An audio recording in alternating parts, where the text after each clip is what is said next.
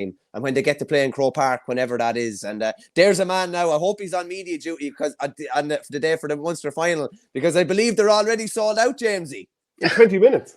Yeah. Have you ever heard the like of it? It's like an Ed Sheeran concert. No, yeah, but I mean, obviously anybody that was in the Gaelic grounds, earlier this year or was in Thurles last year, is expecting, that more of the same and value for money. Listen, it's just the games between them have just been electric over the last couple of years. So, yeah, I think look at a lot of people obviously surprised maybe the decision not to go to Cork. Clare obviously wanted the game in Thurles.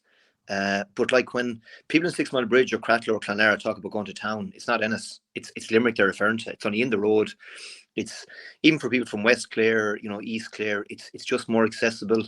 Something that obviously Cork wouldn't have been, especially with both counties probably pretty much traveling the same direction. So, I think look at fair play to Brian Lohan. I think that was their preferred venue if they couldn't go to Thurles. They didn't want to go to Cork, and they've shown a certain level of belief in themselves. And I suppose maybe putting a little bit of pressure in a weird kind of way, maybe back on Limerick at home. But look, I was in the Gaelic grounds last Sunday, lads, and it was electric.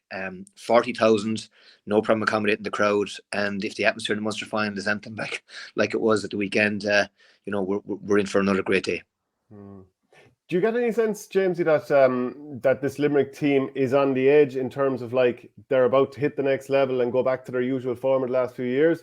Or that they're teetering on the edge of maybe they got a big performance the other day against Cork, who were closer to them than recent years, but they still could be teetering on the edge a little bit because it felt a week ago that they were there to be got.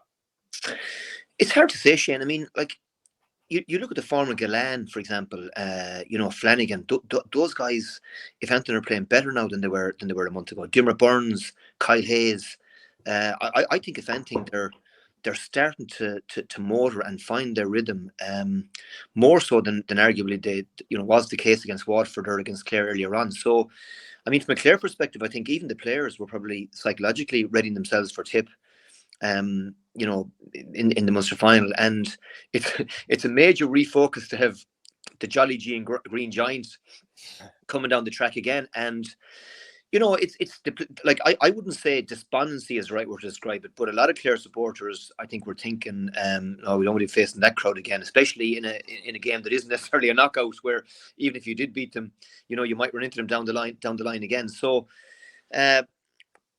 I don't get any sense that Limerick are finished. I mean, anybody that was doubting their hunger or their appetite just to see the way they had to go to the well last weekend, and Haggerty, after Cork brought it back to a point, got a great score, fist pump to the crowd. And they're still celebrating their turnovers as much as they are, the big scores in the game. So, yeah, look, they to me look like they're hungry, every bit as hungry as they were. Have we lost him? They're on the brink, Shane. Yeah. I think if anything, they're in a great place because it looks like they've turned maybe a corner.